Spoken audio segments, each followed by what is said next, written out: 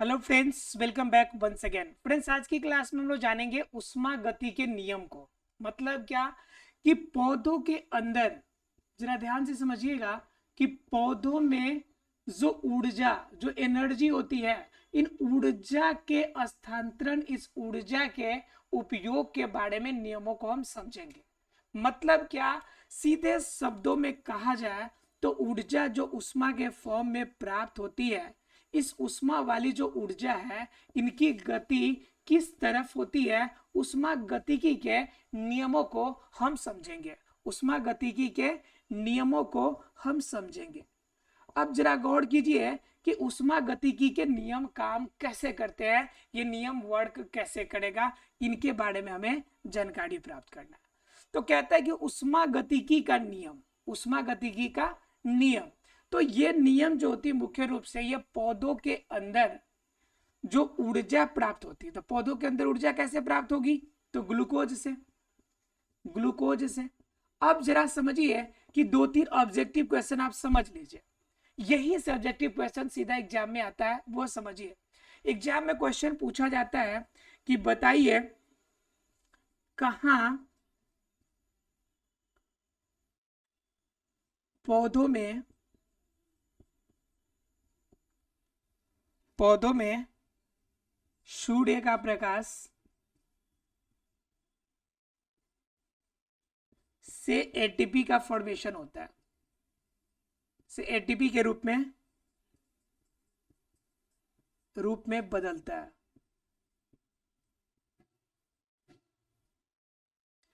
ठीक है, ये क्वेश्चन पूछ दिया कि कहां बदलता है। अब जरा ध्यान समझिए कि पहला ऑप्शन दे दिया, पहला ऑप्शन दे दिया माइटोकॉन्ड्रिया। पहला ऑप्शन क्या दे दिया, माइटोकॉन्ड्रिया। दूसरे ऑप्शन की बात कीजिएगा, ये दे दिया आपका क्लोरोप्लास्ट। ठीक है, तीसरा ऑप्शन दे दिया क्रोमोप्लास्ट, क्रोमोप्लास्ट।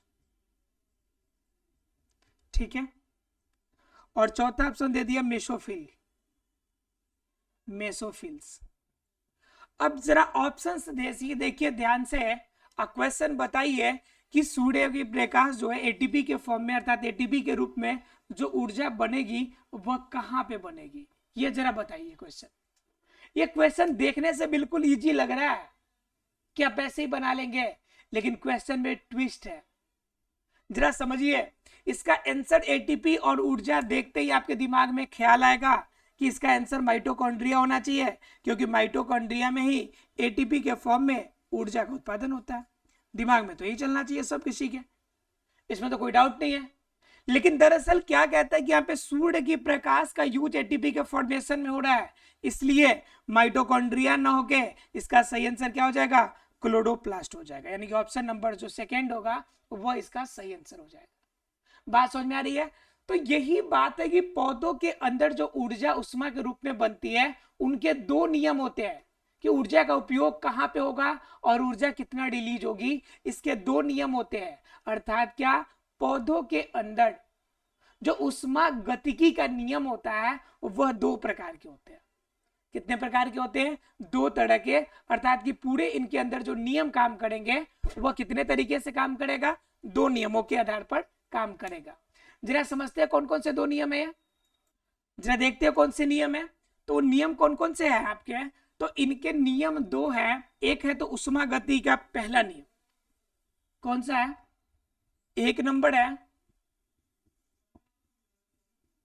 उष्मा गतिकी का प्रथम नियम, उष्मा गतिकी का प्रथम नियम एक नंबर। दूसरा नंबर उष्मा गतिकी का सेकेंड नियम, उष्मा गतिकी का सेकेंड लॉ, अर्थात कि दूसरा नियम। अब जरा समझिए कि उष्मा गतिकी का प्रथम नियम और उष्मा गतिकी के सेकेंड नियम में कहना क्या चाहता है, एनर्जी कैसे मिलती है, होता क्या है। तो पहला नंबर कहता है, पहला नंबर जो है वह ठीक उसी प्रकार से कहता है जो हमारे केमिस्ट्री के अंदर हमारे साइंटिस्ट इस गतिकी के नियम के बारे में, ऊर्जा के नियमों के बारे में बताता है। ठीक है, क्या बताया जाता है उष्मा के बारे में, सॉरी गति के बारे में, ऊर्जा के बारे में क्या बताया जाता है?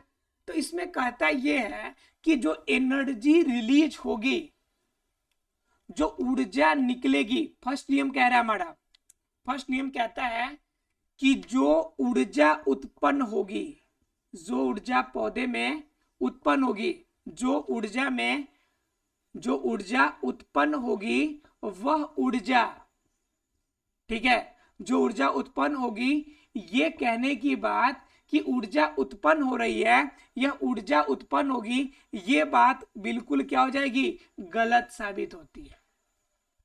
क्या कह रहा है कि पहला नियम यही कहेगा कि ऊर्जा उत्पन्न होगी, बात गलत।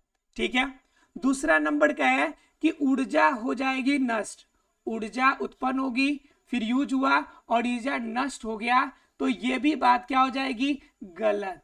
यह फर्स्ट ऊष्मागतिकी का नियम कहता है कि अगर कोई कह रहा है कि ऊर्जा को हम उत्पन्न करेंगे, प्रोड्यूस कर सकते हैं, तो इसकी चांसेस 0%। मतलब क्या कि ऊर्जा उत्पन्न करने की बात गलत। दूसरी बात, ऊर्जा नष्ट होने की बात, तो ये भी बात गलत। तीसरा नंबर बात कहता है कि भाई जब ऊर्जा न तो उत्पन्न होगा ना ही नष्ट होगा, तो फिर ऊर्जा का क्या होगा? तो कहता है कि ऊर्जा सिर्फ अपना रूप बदलता है, ऊर्जा अपना फॉर्म बदलता है, अपना फॉर्म बदलता है। ऊर्जा ना तो उत्पन्न हो सकता है और ना ही नष्ट हो सकता है, सिर्फ क्या करता है, अपना फॉर्म चेंज करता है, अपना यूटिलाइजेशन करके सिर्फ अपनी अवस्था में बदलाव लाता है। यह नियम कौन क्या कहलाता है? आपका ऊष्मागतिकी का प्रथम नियम। ऊष्मागतिकी के प्रथम नियम के अनुसार पौधों में प्राप्त ऊर्जा न तो उत्पन्न की जा सकती है, ना उत्पन्न ऊर्जा को नष्ट की जा सकती है, और ना ही मतलब ये दोनों घटनाएं नहीं होगी। मतलब ये दो घटना नहीं होगी तो मजबूरन यह ऊर्जा कहीं पे यूज होगा, उसका फॉर्म बदलेगा। अर्थात क्या, ऊष्मागतिकी का नियम सीधे शब्दों में कहें एक लाइन में, तो ये ऊर्जा के बारे में हमें सच्चाई से अवगत कराता है कि ऊर्जा न तो उत्पन्न ना ही नष्ट की जाती है, सिर्फ ऊर्जा का अपना फॉर्म बदलता है। ये क्या कहती है? ये ऊर्जा गतिकी का प्रथम नियम। लेकिन अगर वहीं पे ऊर्जा गतिकी के प्रथम नियम के साथ, अर्थात कि ऊष्मागतिकी के प्रथम नियम के साथ ऊष्मागतिकी का सेकेंड लॉ अगर ले लेते हैं हम, ऊष्मागतिकी के दूसरे नियम को अगर बीच में शामिल कर देते हैं, तो ऊष्मागतिकी के नियम यह जो सेकेंड वाला है यह अपना फॉर्म दिखाना शुरू करता है। ये कहता है भाई साहब ये बात हमने मान लिया कि हमारे पास रॉ मटेरियल है, रॉ डाटा है, और इस रॉ मटेरियल से क्या हो गया कि ऊर्जा बने। रॉ मटेरियल से क्या बन गया? ऊर्जा बने, ऊर्जा बना, और यह ऊर्जा बनने के बाद यह ऊर्जा इससे रॉ मटेरियल से ऊर्जा बना। लेकिन ऊर्जा बनने के समय से पहले बहुत सारी घटनाएं होती होगी। बहुत सारी क्या घटनाएं होती होंगी कि रॉ मटेरियल जब है तो यहाँ पे दो बातें होती होगी। एक तो डिकम्पोजिशन का मतलब बड़े जो चीजें हैं उसका अपघटन होगा, उसका क्या होगा? अपघटन। तो देखिए क्या कर, रॉ मटेरियल जो आपके पास है, रॉ मटेरियल्स का मतलब क्या हो गया? जैसे आपने हाइड्रोजन ले लिया, अपना जल ले लिया, कार्बन डाइऑक्साइड मिला, ये सब कच्चे पदार्थ है ना, इन्हीं से मिलके तो ग्लूकोज बनना है।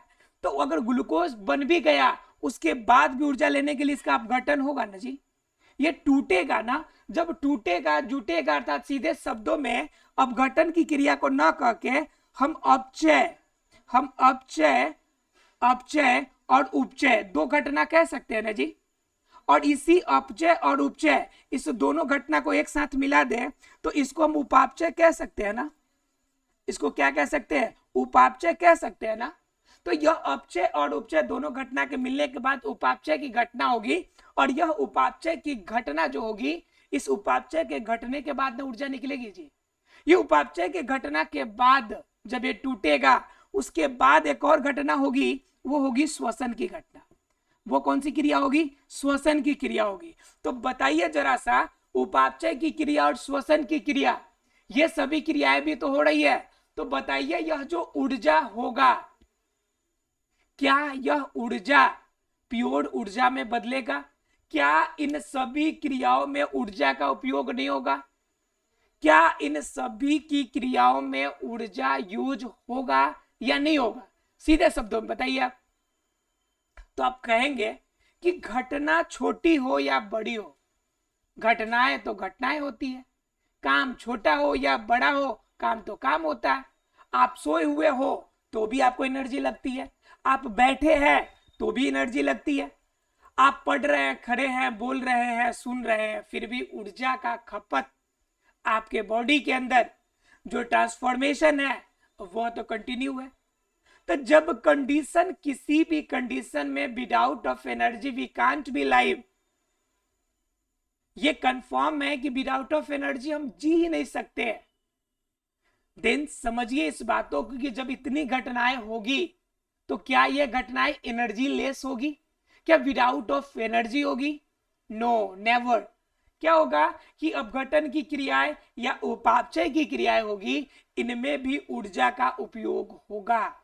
यहाँ पे श्वसन की क्रिया होगी, इसमें भी ऊर्जा की खपत होगी, और यही ऊर्जा जो होगी वह बनेगी किस रूप में? तो यह ताप के रूप में, यह उष्मा के रूप में यह उत्पन्न होगी, यह ताप के रूप में, उष्मा के रूप में उत्पन्न होगी। और यही ताप और उष्मा जो उत्पन्न होगी, इसी ताप और उष्मा के रूप में कुछ ऊर्जा जो होगी यह वायुमंडल को भी प्राप्त होगी। बात समझ में आ रहा है? यह जो क्रियाएं होंगी, यह जो ताप और उष्मा के रूप में कन्वर्जन होगा, इस कंडीशन में भी आपका वायुमंडल के अंदर एनर्जी आपका रिलीज होगा, राइट। और ऊर्जा बाकी सब फॉर्म में तो ऊर्जा का उपयोग हो ही रहा है, ऊर्जा निकलेगा ही।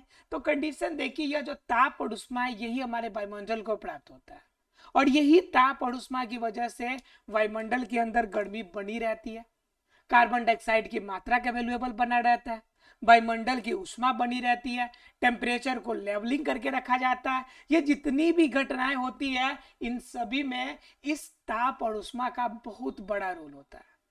क्लियर है आप लोग को? तो उष्मा गतिकी का प्रथम नियम क्या कहेगा कि ऊर्जा न तो उत्पन्न न तो खत्म।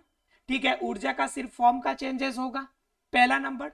दूसरा घटना क्या कहता है कि ऊर्जा रिलीज होगी, ऊर्जा का फॉर्म चेंज होगा, लेकिन जो अपघटन की क्रिया है, जो रॉ मटेरियल जिसका अपघटन होगा, जिसका श्वसन होगा, इन सभी में भी ताप, इसमें भी उष्मा आपका खपत होगा।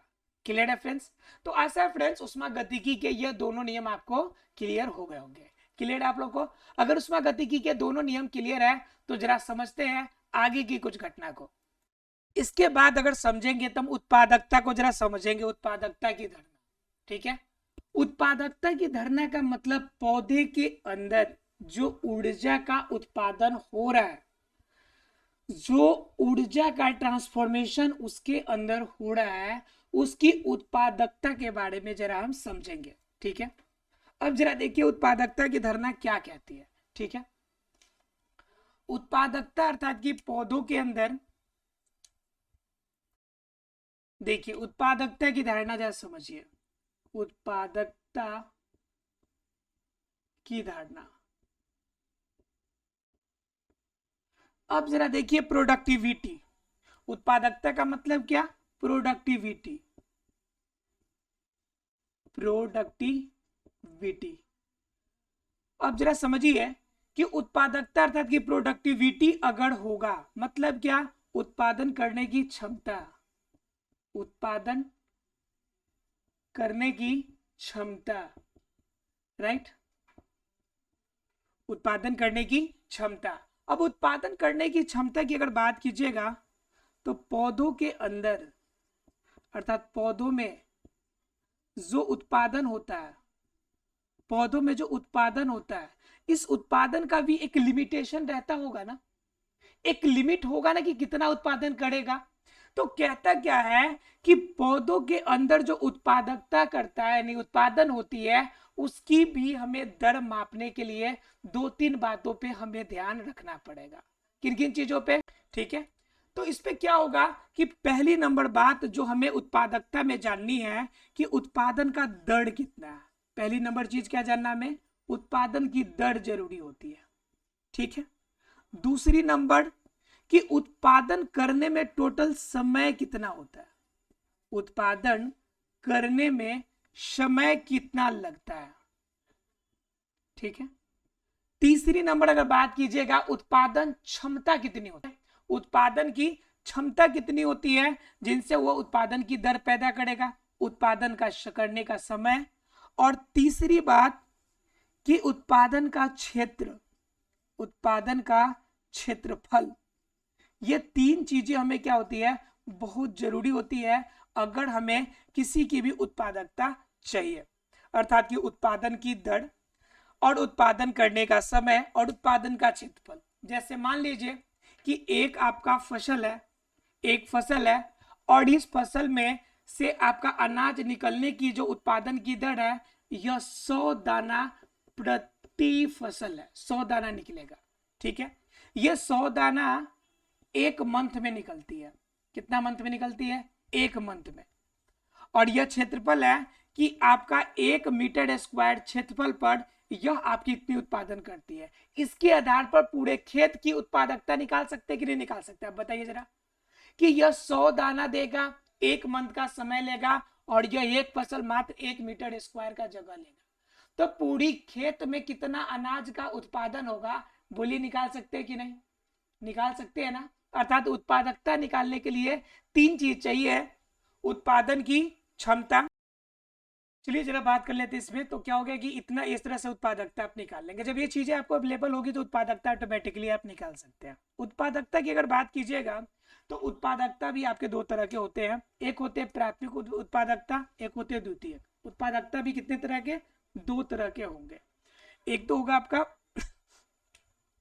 एक होगा आपका प्राथमिक उपभोक्ता उत्पादकता, प्राथमिक उत्पादकता, और दूसरा क्या होगा, द्वितीयक उत्पादकता।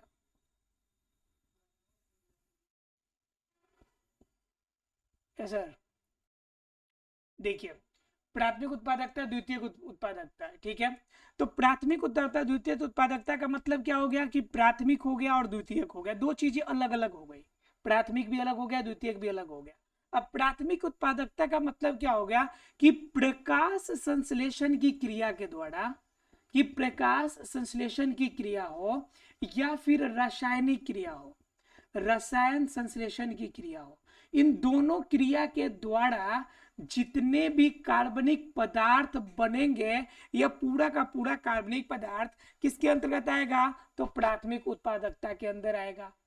इसमें प्रकाश संश्लेषण के द्वारा और रसायन संश्लेषण के द्वारा, ये सभी के सभी किसमें आएगा, प्राथमिक उत्पादकता में। प्राथमिक उत्पादकता के अंदर भी दो वैरायटी होंगे, ठीक है। प्राथमिक उत्पादकता जो होगा इसके अंदर भी दो वैरायटी होंगे। अब कौन कौन हो जाएंगे भाई, तो प्राथमिक उत्पादकता के अंदर होगा एक ग्रॉस वाला और एक नेट उत्पादकता। अब ग्रॉस उत्पादकता में क्या होगा कि जितना भी ऊर्जा प्रकाश संश्लेषण के द्वारा हो, प्रकाश के द्वारा हो या फिर रसायन के द्वारा, जितना भी ऊर्जा संश्लेषित होगा, इन सभी ऊर्जा को स्टोर करेंगे हम एक जगह पे। ये सभी ऊर्जा एक जगह पे क्या होगा, स्टोर होगा। और जब यह ऊर्जा स्टोर हो जाएगा तो वह क्या कहलाएगा, ग्रॉस कहलाएगा। क्या कहलाएगा, वह कहलाएगा ग्रॉस।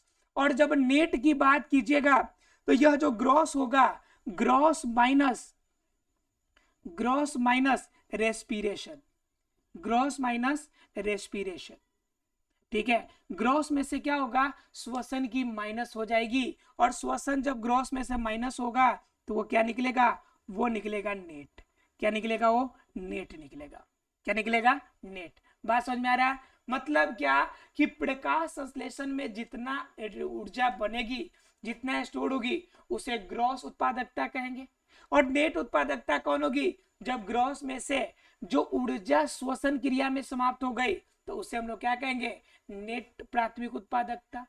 अब इसी में होती कि द्वितीयक उत्पादकता क्या, तो प्राथमिक उत्पादकता ने जो भोजन लिया है अब वो खुद तो यूज कर रहा है, लेकिन वही ऊर्जा जब अगली पीढ़ी में जब द्वितीयक उपभोक्ता को यूज करेगा तो उस उपभोक्ता के अंदर, उस उपभोक्ता में जो ऊर्जा का संचार होगा, अर्थात क्या, अगले पोषी स्तर में, अगले पोषी स्तर में जो लेवल बढ़ेगा, तो अगले पोषी स्तर में जो बढ़ेगा उसको हम क्या कहेंगे, वह इसके अंतर्गत आएगा, द्वितीयक उत्पादकता के अंदर आएगा।